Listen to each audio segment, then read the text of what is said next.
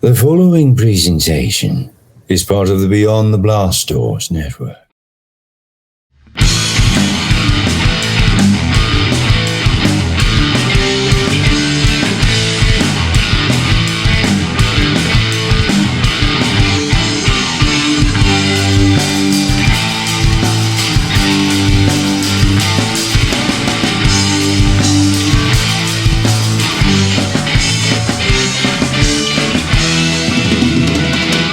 James, thank you so much for joining me today. How you doing? Hey, I'm doing swell. Thanks for having me on. It's exciting. Swell! Swell. Do people still use that word? I guess they do. You just did. My wife tells me I'm an old soul. I listen to Sinatra and Dean Martin and Sammy Davis Jr., so I think I'm allowed to say swell. Swell works for you, then. Yeah, swell works for me. Normally I'm wearing a fedora right about now. But okay. But it's still baseball season. The Jays, do they have a chance, or are they out? They are, as of this recording, they are a win away from making the postseason, so it's a good time to be a Jays fan, I guess. Yeah. Except for not being able to go and see the game. No, it's actually the only good thing to come out of COVID was the Jays, the Jays' chances of the playoffs. That's sad, but amusing nonetheless. So I know who you are. I know you from the Rebel Scum podcast. You were actually one of the first podcasts that I guested on. So it only took me a year and a half to get you on. So tell the good folks who may not know you who you are and a little bit about Rebel Scum.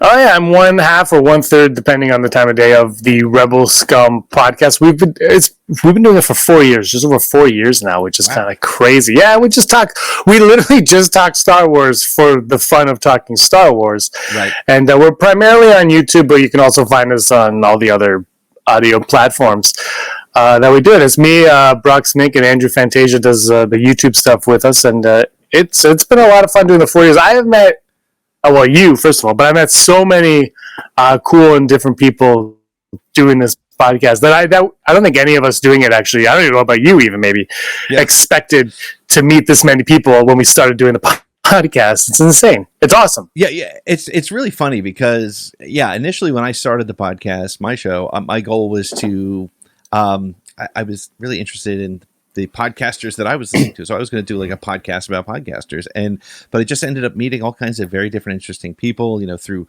social media and just, getting people want to talk about Star Wars. It's amazing too. Once you get them going, they get going, so maybe tell me, let's start a little bit with what's your early Star Wars experience? Like, what's your first memories? How old were you when you can remember it? And tell me a little bit about that. I always thought this was cool until you burst my bubble when you were on our show the first time. Well, I don't really have like a first memory of Star Wars. I was born in 1981, so A New Hope, or Star Wars as it was known, and then Empire had already come out, and Jedi was not yet released. But how would I know that? I was not born. Sure. So I was kind of just born into Star Wars. I always make the joke that when my parents would just like go out on like date night and just leave me on the couch and put in a VHS of like Empire or something, because I honestly couldn't tell you my first recollection of Star Wars whatsoever. My guess, if I had to guess, would be the toys. It was the toys that I was brought into Star Wars through toys, because I always knew that Vader was Luke's father. That I never got. That's when actually you burst my bubble, was when you told me about, I think it was your daughter having that experience with it. Yep. Yes. And I was like, I never got that, because I just knew growing up. And so I would say that, but it was cool though. Like I always felt kind of blessed in a way that Star Wars was always just there. I never had to have the introduction. I don't know if that's lazy or not, but it was a part of me. And it's interesting because there's now, I said it on Twitter, so I'll say it here. I turned 50 this year. So for me, I actually have a little bit of life that I recall without Star Wars. But then it's been there forever since. And it's forever will it dominate your destiny kind of thing. And it's always been there.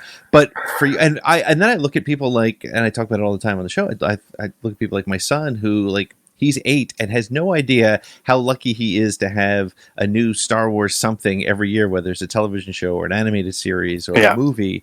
It's always there. And even so, if you were born in 81, then the prequels, you still had to wait. You had the time in between. So the prequels were your sort of first Star Wars movie going experience, or at least waiting for it, right? Yeah, I mean, aside the special editions, came out, the 20-year anniversary special editions. But I had seen the movie, so there was no surprises. And I gotta say, I don't know how you felt, but Jabba the Hutt, when they put him in A New Hope, which I believe it was around that time I figured out that it was called A New Hope because my VHS copy of Star Wars was taped off TV and the opening crawl kind of missed that part. So I don't know if it was ever on there or not. I just always thought it was Star Wars, Empire Strikes Back, Return of the Jedi, but it was always just Star Wars. But yeah, it was that. But Jabba the Hutt excited me the most because I love Jabba. But the prequels, like you said, that was my first time seeing a Star Wars movie the first time. And you probably remember downloading that trailer off of QuickTime for 7.5 hours. Yeah. Set it before you go to bed and hope it didn't crap out overnight, right? Yeah, I remember I taped every Entertainment Tonight with George Lucas talking about how, he's like, well, they have droids, and then they're going to find out that the droids aren't perfect, so that's why they have stormtroopers, and all the excuses that he had. And I had every can of every Pepsi can you could think of with the Star Wars Phantom Menace characters on. I brought Jabba the Hutt and a bag of Cheetos to the theater for that experience. and I will tell you that it was the happiest I'd ever been coming out of a movie up until that point. Yeah. Get Shorty, for whatever reason, it was Get Shorty, and then Phantom Menace trumped everything.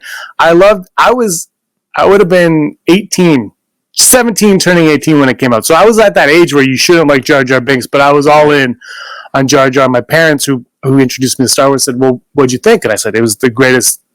I'm like, it might be my favorite movie ever. And that was my first experience. That was my first review of The Phantom Menace. Was my favorite movie ever. Favorite movie ever. Ever. That's funny. And it's funny you say that about Jar Jar, because I think if I always remember meeting Ahmed Best at the Phantom Menace premiere, and he was so excited because he was in Star Wars, and then just watching him get beat down, and I never understood. I mean, I understood because I honestly, when I walked out of Phantom Menace, I had almost the opposite perspective, and it's funny. I can finally admit it, and it's nobody can give me a hard time about it. But I did not love Phantom Menace when I walked out of it. But I was at the premiere, so I had sort of that halo effect of amazing. But years later, it's come to become one of my favorite of the series, and it's interesting how the whole prequel trilogy has aged, maybe not visually perfectly, but it's aged really well as a story. What do you think? Mm-hmm.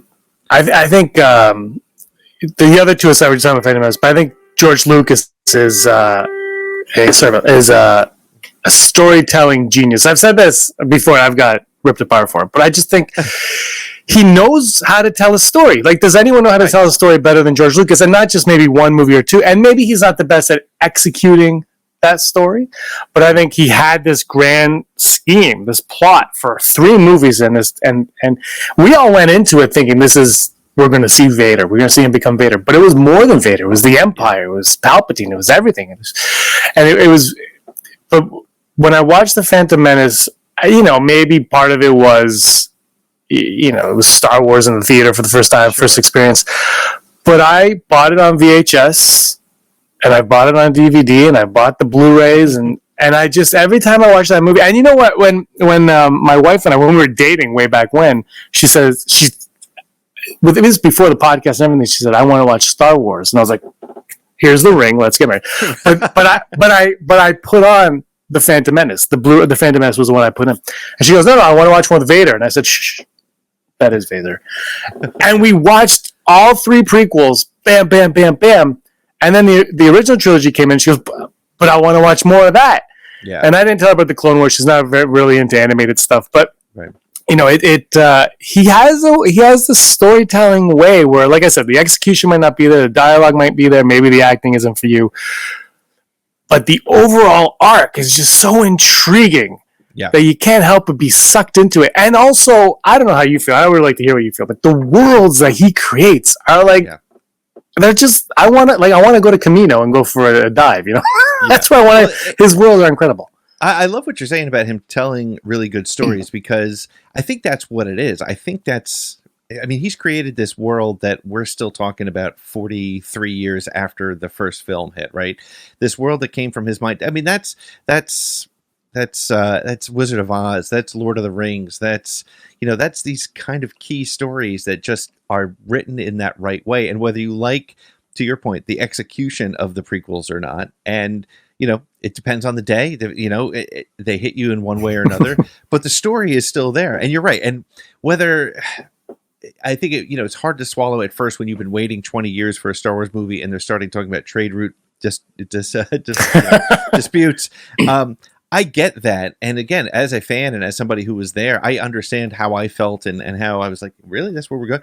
But it built the Star Wars. It built the entire story. And the story of Palpatine, when I wrote, when you and I we talked about it, and it's when I went back and I wrote that crazy, silly fan fiction thing of Phantom Menace, it struck me that that's the story of Palpatine, right? And then so by putting him in there, it made all six of the first six films work so well together that they created this story. And you're right, he may not be a great director of people. He may not be a great writer of dialogue, but he's a great discoverer of stories, and he brings an amazing story to life in a way that, again, I always put Attack of the Clones at the bottom of the list, but a different director, a different writer, same story, it would be amazing.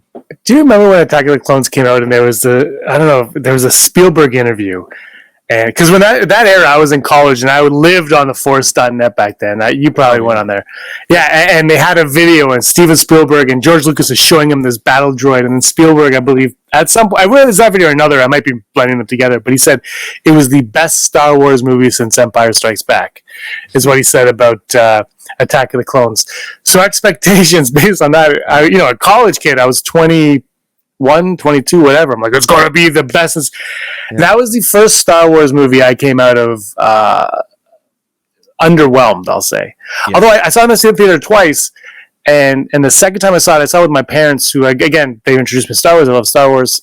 And now it's weird, because that's the movie when someone mentions Star Wars, my first thought is Anakin, Obi-Wan, yellow speeder, on Coruscant, chasing after Zam Wesell. I'm not making this up either. That is my first thought with Star Wars. Now, that might change in 10 years with the sequels and the spin-offs and Mandalorian and whatnot. But right now, you're like, James, Star Wars, I'm going to that yellow speeder for whatever reason. I can't pinpoint it. And when I want to watch Star Wars on Disney Plus, the Star Wars I've watched the most is Attack of the Clones. That's interesting. And people might think I'm crazy and not a real fan, and I don't care, because there's something about it that I'm just like, I don't like the droid machine, the droid factory still, not too much. But there's something about that movie that just it pulls me in, and it's just. I don't know what, I can't explain it. I'm not going to bother trying. It's all right. We get it. It's not the love story, I'll tell you that. Right. It's funny because it does have some of my least favorite ones, but I won't not watch it. Right. I mean, so it works. And that's what's so interesting about it. So then you went into Revenge of the Sith, where expectations were pumped back up. How did you feel about Revenge of the Sith? Well, I loved it. I did, what it was. I really enjoyed the movie, and then I hate to say this because it sounds like everybody else on the planet, but when Vader said no, right. I remember just being like, nah, really? Like, that was like my reaction. I was like, oh man, you had me, and then like you had to throw in a no, like Frankenstein's monster coming up. Whatever. Yeah. But I absolutely loved it, and then actually, what I loved about that the most was I saw it in the theater with a good friend. The opening scene, that's an awesome scene. The audio was gargly. It was like, so we got free tickets coming out of the theater because of that. So I loved it because of that. I used that free ticket to see it again. But I was working at a golf course that summer, and people who you would not suspect to be Star Wars fans at all were like, "Did you just see Star Wars?" And people were going nuts over it. Yeah. And I think, even, the no aside, that moment is one of the greatest moments when the helmet comes down, the faceplate comes down, and then there's that silence, and then the breathing. And, I know you're going to ask me later about the sounds, and this won't be one of them, but that, like, Vader breathing is iconic. It's just breathing, but it's the most iconic thing. People walk around, and everyone knows what you're doing. Like, there's not one person that will be like, what are you trying to do? Everyone will know, and I think that moment really, it grabbed people and was like, there's just Star Wars. But, it's funny you say that about the Frankenstein scene, because I think that's exactly what George was going for. Yes. He probably always had it in his mind that Vader was this Frankenstein monster. And again, executed by a different director may have been a very different thing. But Yeah. and now that you've said it that way, this is why I love doing the show. I always get something from every single guest. And if I look at the prequels from what he wanted to do versus the way it actually was, look, I record music. I do a podcast every week, and it's never what I want. And I have to tell you, I understand. I don't agree with his special edition fixes in every spot. Some of them I think are great. Some, of course, we all have thoughts about. But I understand why he did it, and that speaks a lot to him. He knows the story he's trying to get across, and now he's got the tools to do it, or whatever. Yeah. And I think so.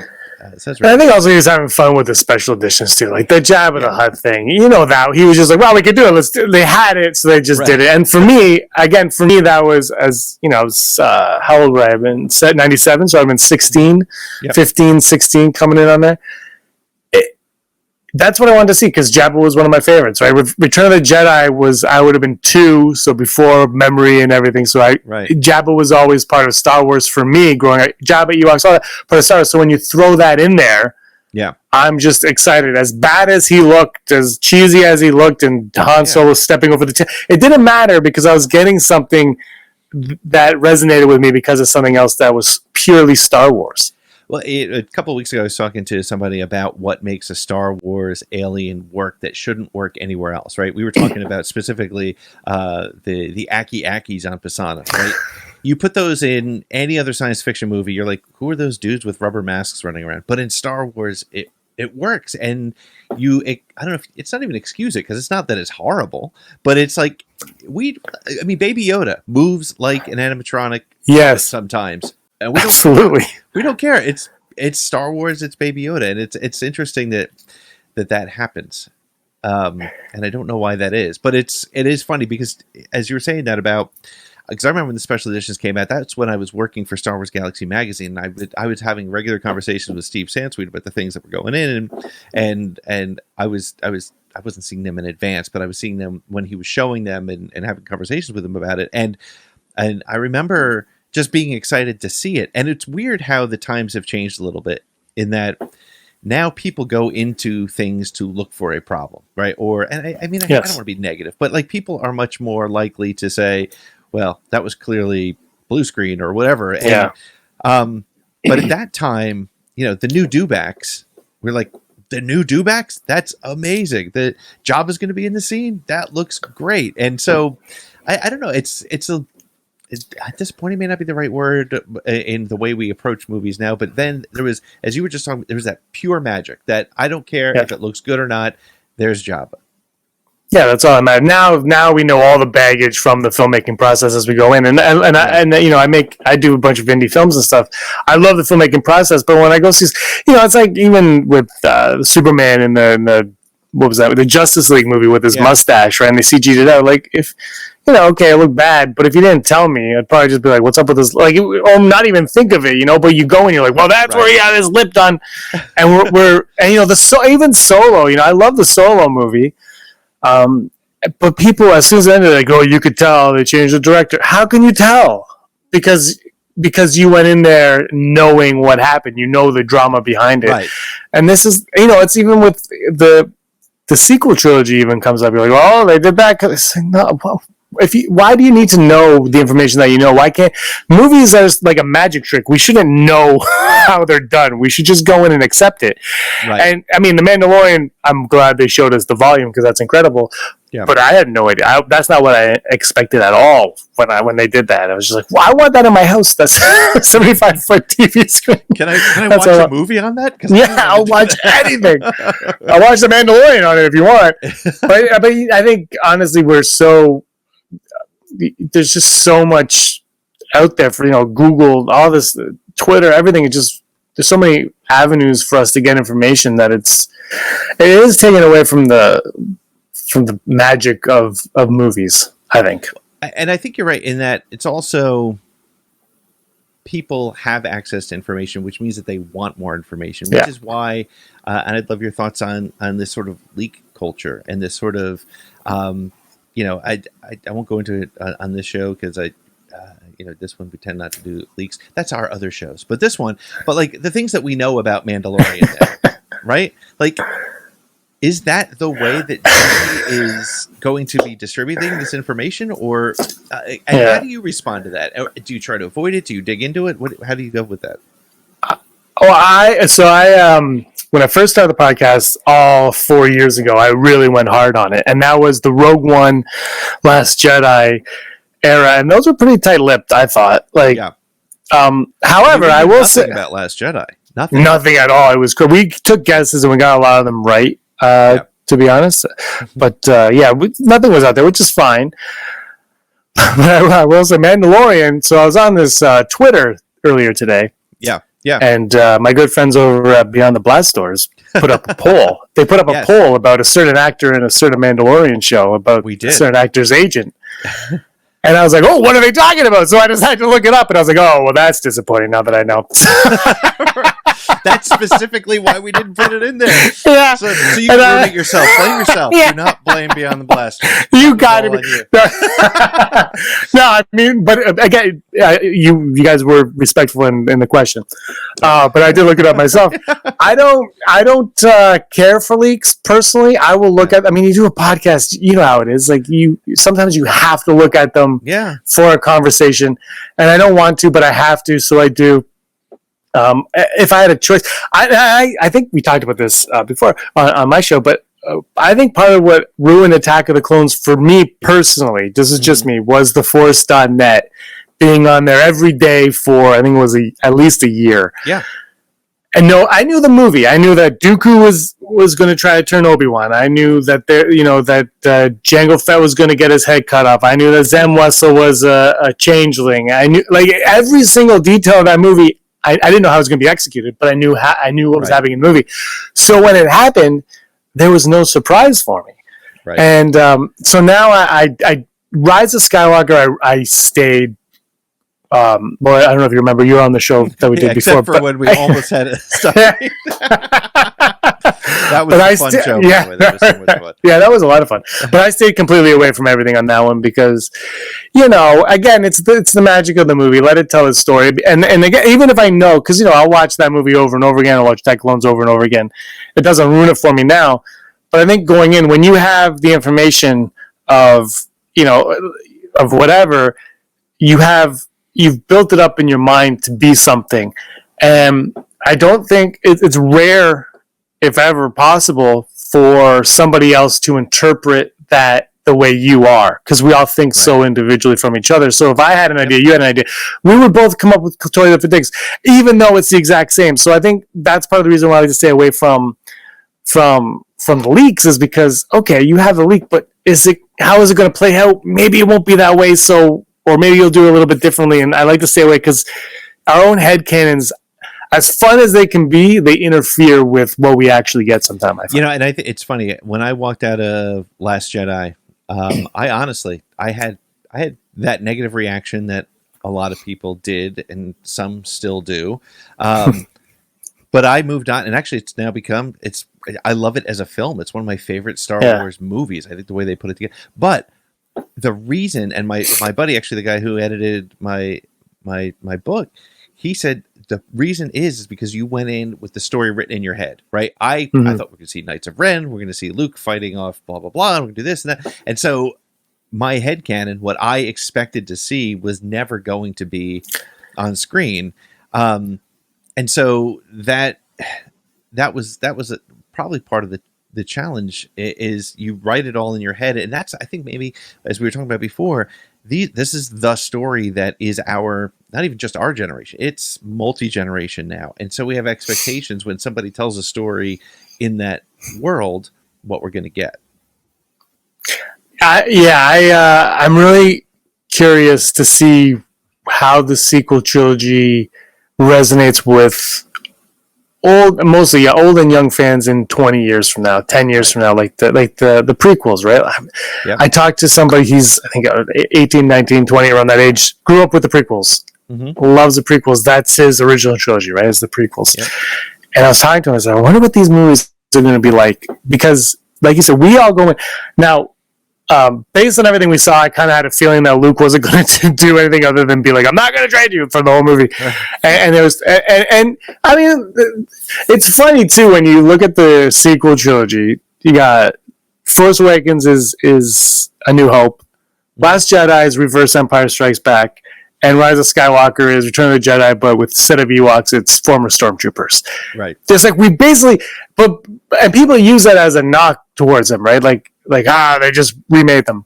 Right. But when George Lucas says it's like poetry of rhymes, we quote it, we make songs about it, and we're all obsessed with it. But for some reason, when they hire these other people that come in, Kathleen Kennedy ruins stuff. It's a strange thing to me how we maybe it's just a social media thing. I'm not sure, but it is poetry of rhymes, and I think they almost.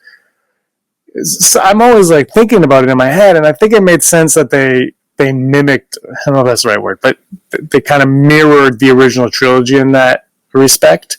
Yeah. I don't know how you feel, but a part of me wishes Force Awakens came out. I was all on board without Luke or Han. I love those characters. Don't get me wrong, but I was all on board with these new characters. I was, take me places I've never been.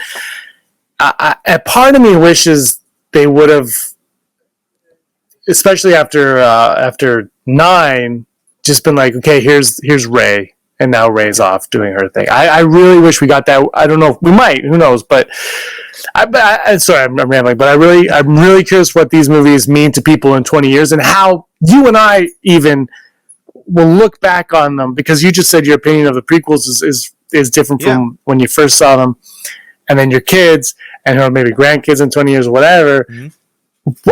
How we will look at them then, and I think that's what's important about Star Wars. Is not the now, it's the then. And George Lucas said that to everybody when he made the prequels. He goes, yeah, then people aren't going to get it, but the kids in 20 years are going to love Jar Jar. And then he was dead on. Right. Yeah, I mean, you were a fan at 18 that Scotty J-Ro on Bombag Cast, one of my buddies. He loves Jar Jar Binks, and he's not a 7-year-old. What a Bombad Cast would tell you. Well, what else is Bombad Cast going to say, right? But it's interesting that they freaking named their podcast after Jar Jar Binks, right? In a way. So, but it is interesting because there's different. It's all what you come in with. If your Star Wars experience is 1 through 6, if that's how you grew up, then they're all one story. And for my kids, it's going to be 1 through 9. That's their story. Plus Clone Wars and Rebels and Resistance and Mandalorian. So it's what a time.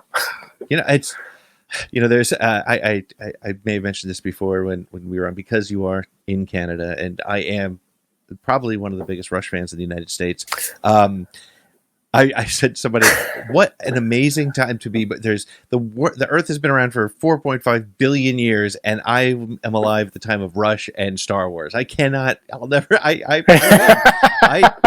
good spot. I'm happy. You do.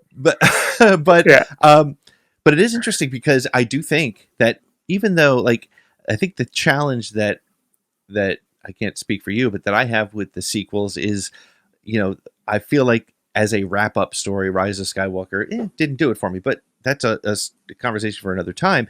But in 5 years, 10 years, 20 years, it's the story. Sorry, that's the story. He starts as a little boy. Maybe. And why? What do you think? Where are you going with that? I mean, you tell me it's over now, and then you want to go back and drain that well. I think it's. I'm fine with it being over. I personally love the Rise of Skywalker. But I understand what you're saying. It was a weird ending for 9 movies. Yes, because it did it end in. I mean, I guess you had to bring Palpatine back to end to end it all, I suppose. Right. But I could tell you what my one problem so I saw The Force Awakens in the theater, and I had the biggest smile on my face the entire 2 hours, whatever, 2+ hours. But when it ended, my wife said, well, everybody was with it. It was 10 people with it. She said, what do you think? And I was like, I liked it. I don't think I loved it. Right. And she said, why? And I was like, I can't put my finger on why I didn't like it. And that was actually why I didn't like it, was the question why. And then when I saw The Last Jedi, so I always equate the Force Awakens as like a donut. where it's like, you know, like it's delicious, but it's just empty calories, right? and this is not, I don't mean to insult anybody that's their favorite Star Wars movie. Like, I don't mean to, like, that's not what I'm doing at all, because I don't, because if it is, that's great. Like, and I know a lot of people who got into Star Wars because of that movie, which is even better. And then, like, The Last Jedi is like, you know, you're like your Brussels sprouts and broccoli and whatever. And then The Rise of Skywalker is like that steak that John Candy eats and was the Great Outdoors, and he's like, I gotta eat it all, and you're like, oh my god, and the potatoes, you're like, I can't do it. That's what the sequel trilogy is to me. But what gets me with the sequel trilogy is I think all three movies, like in The Rise of Skywalker, I think they had to, but nobody really asked the question of why. Right. So, like, Kathleen Kennedy got J.J. Abrams to do it because she said, why don't you want to know what happened to Luke Skywalker? That's great, but why do you want to know what happened to Luke Skywalker? And then Rian Johnson, he, you know, all the decisions that are made are great, but why are those decisions made? And we never really get answers to any of these questions. And then Rise of Skywalker is like, oh my god. You know, it's just like a deck of cue cards. You're like, well, I guess we're going to have to answer it all. And they did what they did. And so that's always been my one thing with the sequel trilogy as a whole is I don't think any of the movies individually understood why they were being made other than they were Star Wars. And, you know, and you look, if people want to argue with me, that's fine. And people are welcome to give me answers to the question why if they want also. And again, I'm not knocking any of them. Like you, Last Jedi, I was like, that was okay. And before Rise of Skywalker, I watched it 100 times. I absolutely love it. And I love Force Awakens. Like I said, it's a donut. I love donuts. Look at me. I love donuts. And then Rise of Skywalker I love as well. I don't know if I can eat that much, but it's those are my personal feelings on it. It's just, I felt like there wasn't enough of the question, why? There weren't enough answers to that question. You know, I think you just helped me understand part of my issue. So for me, Force Awakens, I loved it because it hit all the nostalgia notes appropriately, right? It felt good. It looked good. It felt like, hey, we're back in this universe. Last Jedi, when Last Jedi ended, I remember in the car ride on the way back with my buddy, the guy across the street, who we watch the movies. We always go on the Wednesday or rather Thursday night opening, whatever. Leave the kids home so we can be nerds and not have to, you know, take bathroom breaks and everything. And I remember sitting in the car and I remember saying, we don't need a third movie because it ended in a spot that could have ended, right? And that would have been okay. But it was a very complex movie. I feel like there's a lot of things, and it's a very personal story, right? And I think that's one of the challenges people have with Last Jedi is, and I'm waiting for people to tweet at me after they listen to this and say you're wrong, but you know, every Star Wars movie, the first 7 Star Wars movies, everything had galactic consequences, right? And while Rey and Kylo's story has ideally galactic consequences, it was told in a very personal way. Luke's story was a very personal story. How do I deal with the family issues and you know, all those things, which isn't a Star Wars story necessarily. It's a cool story, but it doesn't. And then Rise of Skywalker was just, to your point, it was it has my least favorite line in Star Wars used to be, "Are you an angel?" I used to not be able to handle. But now my least favorite line is, and I remember, and it's when Jason Fry was on my show, we were talking about one of the Han Solo books, and there was a line in there where the line was literally something like, "Somehow they escaped," and Jason Fry referenced that and was like, "That's lazy writing," but in Rise of Skywalker, poor Poe Dameron has to say, "Somehow Palpatine survived," and that's it. That's your story. And to your point, yes, we have to check that box. How are we bringing him back? Well, somehow. Okay, good. And that's part of. JJ was given this impossible task to end 9 stories, but to me, and I'll eventually get to a point. To me, Rise of Skywalker was the end of that trilogy, but I still don't feel like, I don't even know if that trilogy ends the Skywalker story. To me, I don't know. I'm with you on that. Like I said, I love that movie. That line, you know, everybody hates that line and knocks that line. It's so pointless. Also, we already know he's back. Like, there's no reason for anybody to say it. It's like, how did he survive? Why? Like, again, why are you asking that question? You know, but one of my least favorite lines of the sequel trilogy is, "Who's the girl that Maz asks Han in The Force Awakens?" That's the thing. Why do you ask that question? It's all about, there's never an answer for any of the questions they have. It's like, the next movie will deal with it. Oh, and the next movie came. I was like, it didn't. That's a JJ problem, I think, right? He always sets up great questions, things that you're like, oh, that's great. Let's talk about it for years. and never answers it. And I think that's one of the frustrating things to me about which Star is fine Wars if you have a plan. Right. So let's talk about the way Star Wars storytelling is happening now and moving to Disney Plus. How do you feel about that? Do you think it's going to thrive there? Do you think it's a short-term solution? Or how do you feel about telling the story, moving a lot of the story to Disney Plus and television and streaming? I think Star Wars was made for streaming. It goes all the way back to 1970, whenever, when George Lucas and Gary Kurtz was trying to get the rights for Flash Gordon. They were all serials, right? Like Indiana Jones was a serial. These are what we used to go in the theater and you'd watch one week and then you'd go back the next week and you'd watch them. Those old serials that all kind of connected. And I brought this up on the Rebel Scum podcast a couple weeks ago. I was like, you know, the thing with Mandalorian and Jon Favreau, because you could tell that Jon Favreau loves the world and he's having so much fun doing it. And look, we haven't seen the second season, so who knows? But it reminded me of way back with George Lucas, where he wanted to make Flash Gordon. He couldn't secure the rights, so he was like, I'm going to do my own thing. This is Star Wars. Right. And you look at Jon Favreau, he didn't get episode 7. Right. And then he was kind of like, I'm going to do my own thing. Right. And you don't do your own thing anymore because that doesn't exist. Nobody's going to give you a budget for your own thing. And he's like, well, I got the Star Wars idea. And it's kind of Star Wars, but it's also kind of my thing. And it feels like that, like they're going back there.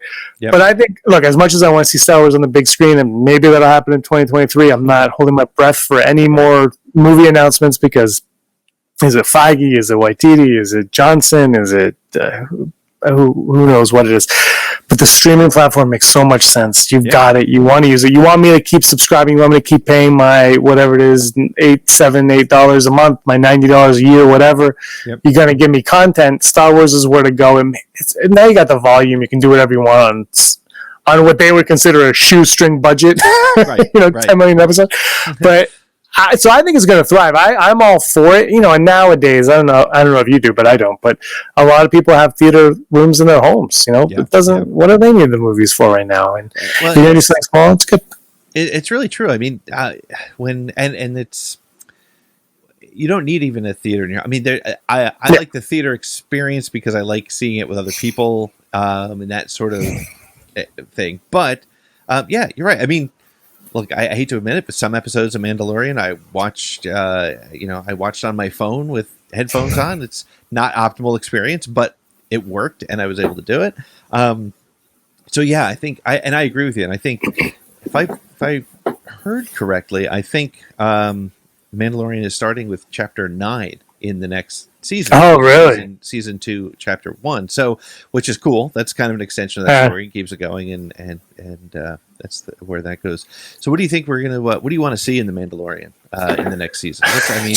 Other than whatever. Just and honestly, it's like I was watching the trailer. Like everybody, I don't know how you were, but I didn't need a trailer. I was in. I was going to watch it no matter what. Yep. Exactly. As when it releases, I'm going to watch it. I don't need to be sold on it. You've got me. Right. We're good. But when the trailer came out, obviously I watched it immediately. Right. And I was liking it, and then that Baby Yoda moment where he pushes the egg down and it closes. I was like, they just gained 30 million more subscribers to Disney Plus. Exactly. Because and it was. I love The Mandalorian. A friend of mine said, "Are you going to watch it all the way through?" And I said, "No." Like I love the half-hour episodes. I'm like, half hour, perfect, in out. Because you had to watch at 6 a.m, otherwise it got spoiled on Twitter anyway. Right. So I was perfect for half hour, 30, whatever. And but he said, "You're going to watch it all," and I was like, "God, no, that's way too long." I did like a week after it ended. I wanted to watch the egg episode, which I think is my favorite episode. Oh yeah, no explanation required. And I put on the egg episode. I was like, "Well, I got to watch the one before it." And I watched one before it. Then I watched the egg again, and then the show ended. Like 8 episodes later. How did I get here? Then it was like 1 a.m, and my wife was actually making gingerbread Baby Yoda cookies. So nice. She was busy, and I'm just sitting there like, I love this show.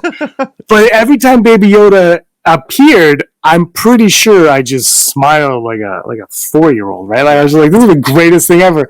So for me, more Baby Yoda. I don't like all the rumored characters that are supposedly coming. That's great if they do, and if they don't. From what I saw in the first season, I don't need them to come. Now, if the plot needs them to come, which is probably what's going to happen, that's fine. Yep. But I just have faith in the team, in the storytelling abilities that they have, and this character who never takes off his helmet, save for that one time at the very end. Yep. I'm all in. So whatever they want to bring me, they can. But I hope they. The one thing, because I read that Favreau on Entertainment Weekly said they're playing around with length, the episode lengths, and that's fine. But I hope they do what they did in the first season and kind of stick to the meat of the story. Yeah. They don't let it drag. I don't need it to drag out. Like I said, I this is, again, it's a personal preference. I mean, if it dragged, I'd probably still watch it for 3 hours. But sure, I liked it. I liked that it was short and sweet. Like the egg episode, like I said, is so random and probably most people's least favorite episode. It did win an Emmy, but probably most people's least favorite episode. Yeah. But I kind of like it. I'm like, it's got that Raiders of the Lost Ark vibe to it. It reminded me of the Star Wars Super Nintendo game from the 90s. Like, there's all these little things about it that I just am drawn in. And then at the end, they just eat out of an egg. Yeah. It's fine. Celebrate. It's funny. Yeah. I think I actually, it's funny. My partner on Beyond the Blasters Live wants them to be longer episodes, and I'm with you 100%. And I think it's because I also have the attention span for video games versus yes.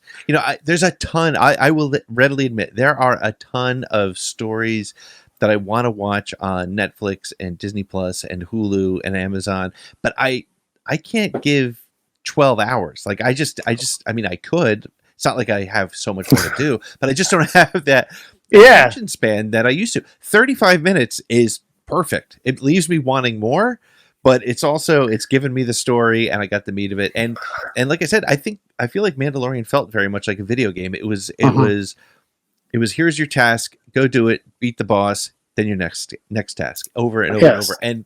And that works really well. And it will be interesting to see, especially because it feels like one of the things I think Favreau also said was they are expanding a little bit, the universe that they're in. Cool, but I did really like the fact that this was essentially all from the Mandalorian's point of view. I don't necessarily want to see, I say this now and I'll love it no matter what we get, right? But I feel like I love that sort of very focused story. I'm with you on the focus story, and that's one of the things that, because he mentioned Game of Thrones, which I did not watch. Mm-hmm. I'm the one person that did not watch it. I watched. I watched. Yeah, it was me. I watched the first season, and I was like, and I never went back. My wife, she watched all of it. She got late, and I think she started watching it right before the last season, so she was basically binging it straight through to the very end. Right. And I don't know. I love, like you said, it was so focused on what it was about, and like you, because Iger said it on that call like a year ago, where they're like, we're gonna branch it off anymore. So they've been telling us that for a while, right? And okay. But what are you doing? Because if they said we're going to give you a Grief Karga spinoff or a Cara Dune, I'd be like, yeah, that's fine because they fit into the Mandalorian story. But are they now going to take the Mandalorian and fit him into like a Bo-Katan story or a clone Fett story or any, like, all these rumors of the people that are being like a Michael Biehn story? I don't know. But again, like I said, I think I have enough confidence in them to do it, and I had the confidence in the sequel trilogy as well, that Rian Johnson would do whatever and JJ would do whatever, and personally, like I said, I enjoyed all of those movies. I have gripes with all of them, as I said, but I also have seen them a bazillion times. Right. You still go back to them. Yep. Yeah. And I say it all the time. I'll take your worst Star Wars, and I'll enjoy it, and I'll love it, and and it's not because I'm a shill or whatever. It's just I like that universe. I want to see whatever's there. Give me the weirdest stuff. Give me the coolest stuff. Give me lightsabers. Give me spaceships. Give me weird aliens. I'll take any of it. And so it's pretty wild. It's that's where they need to really up their game on Disney Plus, is take us to those weird spots and just like, because you know what, if they give us a show and the mass majority are like, then like, oh yeah, it was a one season show, we're not going back to that. But we have it and we see it, and then that world exists, and then maybe somebody, like Kevin Scott or somebody will take it and be like, oh, write a book about that world. Yep. Yep. And that's how Star Wars is. And you know what? I'm going to go back to the sequel trilogy. The biggest flaw of the sequel trilogy, Yep. more than anything else I've said, and this I will not take arguments on this. Don't tweet at him. Yeah, this. do not, because this is a fact. Is when I was a kid, like I said, I grew up with. I already had Star Wars. Hammerhead was Hammerhead when I was a kid. Right. Yep. Loved it to death. And this is also a mistake on the Mandalorian as well. I have yet to see a Canto Bight playset. There's not one Canto Bight alien as a toy, as far as I know. No one. I haven't seen any of them. You're right. I think you're right. Well, it's funny. There's not a lot of even sequel toys. Period. No, at all. And the thing is, the reason why these aliens are so important to us is because it was an action figure. Right? It was bigger than the movie when I had it. It didn't matter that it turned its head in Mos Eisley Cantina. It was a part of it, and it was part of the world. And then 20 years later, 30 years, 40 years, God, forever later, they make this Mandalorian show, and these little action figures that I had are now showing up. Yep. Where is that going to be in 40 years? We did, like, kids today, and they could argue maybe not buying them. I don't know. That's not my realm. But like, they don't exist. There's not one Canto Bight alien action figure anywhere. Yeah, that's a great point. We have 700 different versions of Luke Skywalker, Black Series and whatever, but we don't have Master Codebreaker. How come there's not one Master Codebreaker Black Series figure? Comes with a full life sized what's a blonde bloom? I can't. But in the 80s, that would have sprayed liquid if you pushed the right. It would have you would have been able to get it as a costume and a whole. Oh, for sure. Yes. Yeah. That's my biggest gripe with everything in the sequel trilogy is where, like, I have this Knight of Ren thing right here. Yeah, but but whatever. Like, not one alien. There's just no aliens from the sequel trilogy, and that's what we remember and what we build on, and that's what makes the aliens as popular as they are. It's not the movies; they're not in the movies. When you actually, A New Hope, they're in the cantina, and then you never really see an alien again. That's true. Yeah, that's a great point. That's true. You had 20 minutes of aliens, and you're like, "There's your alien fix now." Now, guys in white and a bunch of dudes. But all the toys, it was Luke, Han, Obi-Wan, Leia, Chewie. And the rest were all meaningless aliens, and we were Vader. But all obsessed with them. Walrus Man. Yeah. All there's 2 Snaggletooth toys. There's not one Canto Bight. Give me a break. Right. Well, I would have, my only complaint about that is I would have liked to have seen some aliens repeat. I would love to have seen a Twi'lek. Absolutely. I would have loved it, but you have them mingle together. You focus on your new stuff, but then you have, like you said, a Twi'lek or whatever. You put them in. I agree with you on that one 100%. Because that's what, Return of the Jedi is the first time we really got a mass amount of aliens. Yeah. But it was new aliens on top of the Cantina aliens that we had. So it feels, the continuity's there. And I agree with you on that point, Yeah. And some of them were actually the ones from the Cantina. Do we still have that mask? Yeah, let's go put that one in there. Give me that arm from Doctor Who. We need a bounty hunter droid. Yes. Excellent. Cool. Yeah. So, hey, let's. You're familiar with the show, so we're gonna hit the 10 questions section. Oh yeah. Right now. So let's see how we do with that. Okay. So the very first question is pass. Here it comes. Pass. Okay. On to number 2. Question number 1. You can't pass. The only people who are allowed to pass, I've allowed some authors to pass because I don't want them to lose their job. Like no, you know what? When I hear you do that, I'm like, good for both of you on that one.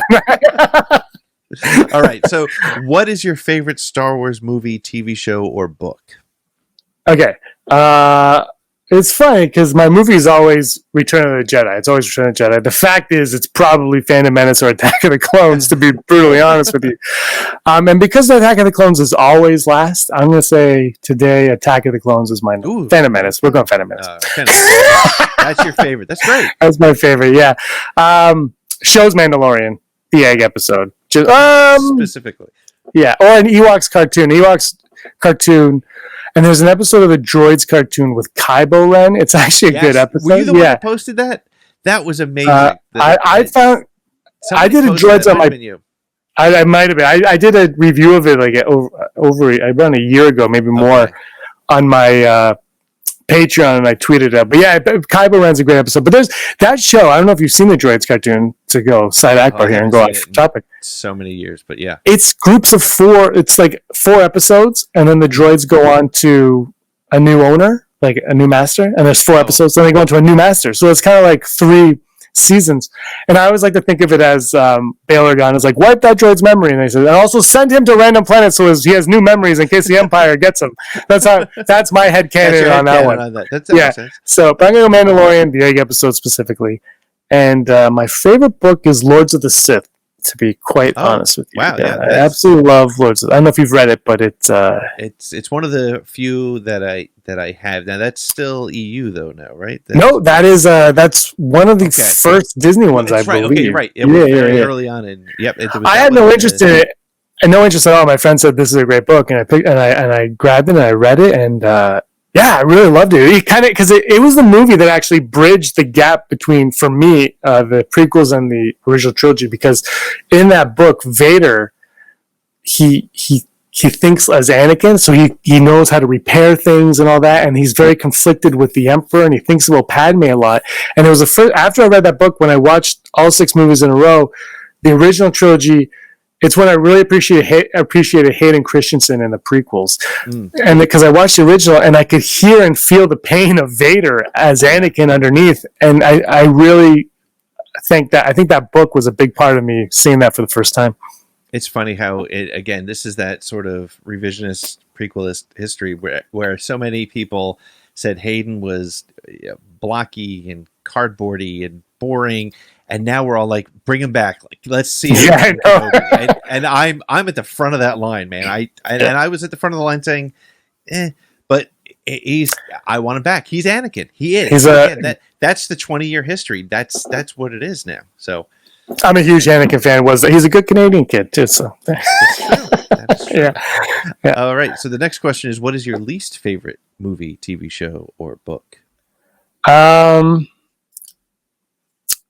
TV show is there's probably an episode of the Clone Wars that I didn't like. That the Clone Wars movie, can that be a twofer?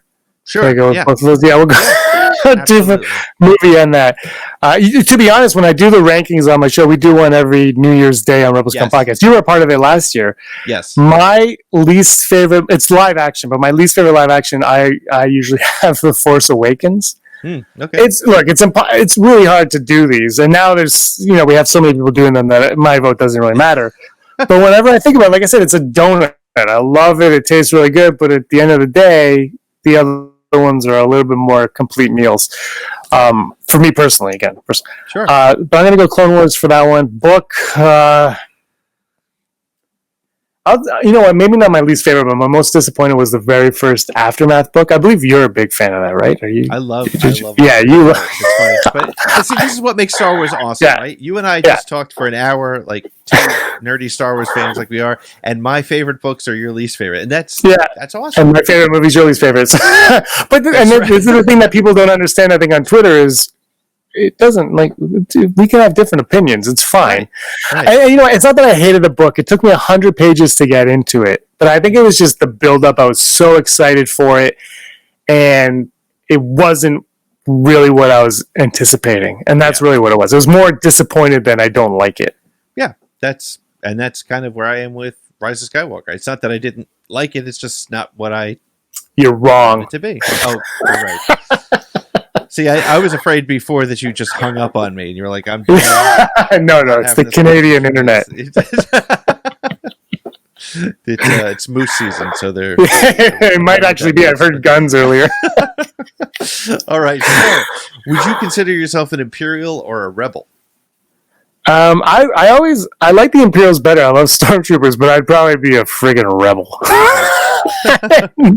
I disappoint my parents. That's fair. But I mean, gosh, I got to lose like 30 pounds, but I want to get a Stormtrooper uniform somehow, some way. I'm with you on that one. I need one of those. So, what's your favorite? We talked a little bit about this before, but you said it wasn't going to be your answer. But what's your favorite Star Wars sound effect? Yeah, no, it's not the Vader breathing, which is a great one. But I'm going to give you 2 answers because one of them is the most mundane dumbest thing you've ever heard in your life, because no one will ever say this one.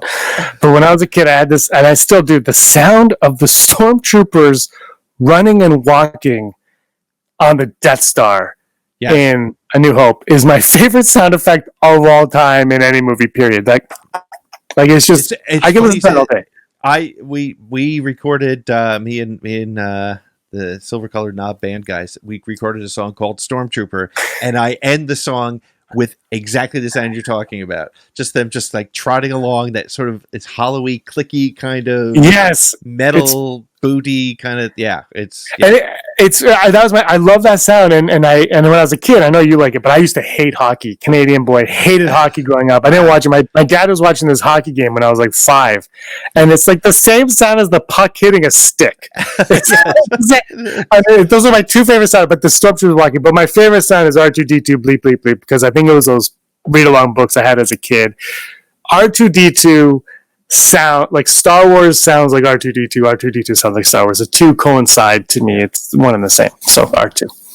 Well, so then it leads directly to the next question. What's your favorite Star Wars droid? It's definitely R2, but IG-11 came close last season on The Mandalorian. IG-11 was up there, but it's definitely R2D2, because he's just, I know he's not in the sequel trilogy a lot, and it didn't really bother me too much, except for one thing that George Lucas always said, that it was he was always envisioned R2 telling the story of Star Wars. Yep. I kind of wish Rise of Skywalker ended with him being shut down for good, looking up at the stars, and then the iris out is him being shut down forever. That's my headcanon. That's how it ends for me. But R2D2 is he's Star Wars for me. I don't know. See, this is where I'm missed opportunities in Rise of Skywalker, because I'm not. I don't disagree with you. I think there's a way to, the way I would have done it was to give 3PO his memories back. R2 had to tell him the story of Star Wars. Yeah, that's a great idea too. Yeah, for sure. But either way, yes, I agree. I would have liked to see. But you're right. There is, like, R2D2 is so uniquely Star Wars. Stormtroopers, Darth Vader, and R2D2 are that's Star Wars right there. Absolutely. And that's a great idea. That giving him his memory back, telling him the story. It's just, you almost think if they had a little bit more time. I firmly believe that was one of the biggest problems. Was just again, every time I say that, I feel like people are gonna be like, "Oh, you hate Rise of Skywalker." Well, I didn't love it, but it's look, it was when we did it last year, it was my number one on my rankings list. So you can say whatever you want about me. Yeah, whatever. But so I can criticize it now. But no, I agree. I think if you gave it an extra 6 months a year, I think we get something a little bit more fulfilling out of it. Agreed. So if you could own any spaceship or vehicle from the Star Wars universe, what would you be driving around in? See, I hate this question because it would probably be the Falcon, realistically. Right. But there's like Naboo starfighters, I think they're called, the yellow ones. The yellow ones, yeah. Yeah, the Prince, the Amidala's ship from the Phantom Menace, that shiny one. Yeah, yep. Is I love that one. But if I could have any one, what would it be? Great question. This is so complicated. Should have done my homework. I did. I actually thought about this. I cheated a little bit, and I couldn't come up with it. So I'm gonna say, Luke Speeder from A New Hope. All right, that's cool. That's iconic, right? And there's something. Yeah, there's again something about that you wouldn't see anywhere else. Yep. Except for Star Wars. I agree with that. That's a good one. All right. Question 7, I'm changing it officially, unofficially. So it was the poor Ewok or Jar Jar Binks thing, but I don't love that question anymore because it's divisive, and I don't want to be divisive. So I'm going to ask you this question instead. What's your favorite Star Wars toy collectible thing you have what's the one thing you will never part with? Right now. When I was a kid, my parents gave all of my Star Wars toys to charity, save for, I have 2 replica Han Solos and 2 identical Landos from Return of the Jedi. But right now, I have these Elite figures, or die-cast metal from the Disney store that came out. They started with the Phantom Menace, and I went and I bought Kylo. Mm-hmm. Before we moved, like this is in September, I bought before Force Awakens. I bought Kylo, I bought Phasma, and a Stormtrooper. I went there just for one. I bought all 3, and they told me, they said, just so you know, we have a draw every other Monday, and you can buy and they had a Darth Maul, an Anakin, Boba Fett, Vader, like, and it was for 6. It was, I guess, 12 weeks. Every other week they did it, and I went in. I would say probably my elite figure of either Maul or Grievous, I'd have to say, because it was those ones were like you had to go in. They only had, I think, 6 at the Disney store I went to, and there was 50 people, and my name got called, and I don't win anything, and I was like, yeah, I get to pay for something. I finally win the opportunity to pay something. Like, everyone here knows we're paying $30 for a toy, right? But I have I don't know if you can see behind me. I have the Praetorian Guard somewhere. And that's the only one I have from Last Jedi because I lost my job like 6 or 7 months before that movie came out, so I had to cut that collection short. But I got all the Force Awakens one, and I was happy with that. But I wanted Praetorian Guards because I absolutely love those characters. That's awesome. That's great. If you could be any character in Star Wars, who would it be and why? I would either say Finn, or, and the reason why is, or any other stormtrooper who walks around without a stormtrooper helmet. Because that is my dream, like you, is to have this stormtrooper get. And my favorite part of A New Hope is when Han and Luke are stormtroopers and they don't have their helmets on. Yeah. It's just, there's something about it I love it. And when they announced that John Boyega was playing that character, he was an ex-stormtrooper, I was like, this is the greatest character of all time. That was I made up my mind. Man, you must have been in heaven when you saw the first of all, you're getting a new Star Wars movie, and second of all, it's a dude standing up in a stormtrooper a helmet. Yeah, it was. I was like, I just called, I think, my dad. I'm like, Dad, they made the best Star Wars movie ever. Why? There's a stormtrooper, and he's the good guy. Yeah, no, that's that'd be Finn. Finn's off. I think I kind of agree with Boyega where he took a step back in The Force Awakens. I felt this character was a little, or not first, in the Last Jedi. Yep. A little bit weak in Rise of Skywalker, whatever. But Force Awakens, I went in, as much as I was excited about Finn, it really was. Kylo Ren, the villain always gets you, right? Like, Kylo Ren looks like a Star Wars villain. It's going to be exciting. Because the prequels, as great as they were, for me, they never had that villain, really. You know, Grievous is cool, but he's one and done. Darth Maul's one of my favorites, one and done. Yeah. But Colin, then when I left the movie, I said, well, it was Finn. Finn was my favorite part of that movie by a landslide. Which was a great call. I love that. You're the first one in 83 episodes to say Finn. So congratulations. You win. Awesome. Yeah. Big Finn. You win the right to go buy something else. There you go. Yay. I'm good at winning that stuff. My wife loves it when I win the right to win, to pay. Go buy something. All right. Original trilogy, sequel trilogy, or prequel trilogy? Which is your favorite? You know, I listened to the one with Kevin Scott, your episode with Kevin Scott. I listened to all of them because, as I told you, you saved me from bears in the woods. I listen to you as I go for walks. But he brought up a really good point that I think I always kind of knew but never really acknowledged, is that the one that's your favorite is the one that you kind of grew up with and kind of first were introduced to, right? So for me, it'd be the original trilogy. But I also, I want to say the original trilogy, but I really feel like, especially when we're talking, the prequel trilogy is just one that I hold really near and dear to me in this weird way. And I think I get oddly defensive about it, even though I should be too old to be doing that, because I think, like I said, George Lucas might not have executed it the greatest, but I felt like his story is so rich and there's so much there that we didn't at the time especially appreciate. So I think I should say the original trilogy, but I'm going to go prequels. Very good. There's no should. It's what you mean and what you feel. It's okay. Right now I feel like that. Call me tomorrow. Yeah, we'll do part 2 tomorrow. Let's see where you feel it. And the last question, the 10, is what is your favorite Star Wars quote? There's 2 Vader quotes. Is "Leave that to me," Vader, and I think that one has to do with my dad. Growing up, I'd be like, we'd say something to my dad, and he'd just be like, "Leave that to me," and you're like, "What are you? You're my dad. You should."